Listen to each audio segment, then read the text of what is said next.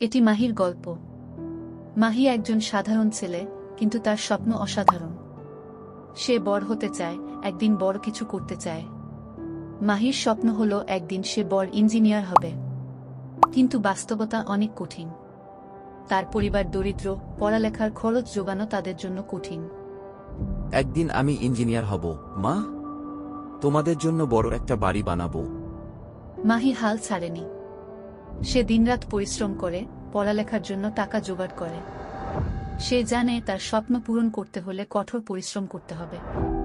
মাহি, তুমি অনেক ভালো করছো। তুমি যদি এমন করেই পড়াশোনা চালিয়ে যাও, একদিন অবশ্যই তুমি সফল হবে। অবশেষে মাহির পরিশ্রম ফল আনল। সে ভালো ফলাফল করল এবং একটি স্কলারশিপ পেল। মা, আমি স্কলারশিপ পেয়েছি। আমি ইঞ্জিনিয়ার হতে পারবো। মা, আমি তোমাদের জন্য এই বাড়ি বানিয়েছি। তুমি আমাদের গর্ব, মাহি। মাহির গল্প আমাদের শেখায়, স্বপ্ন দেখো, পরিশ্রম করো এবং নিজের লক্ষ্য পূরণের জন্য কখনো হাল ছাড়ো না। এটি ছিল মাহির গল্প।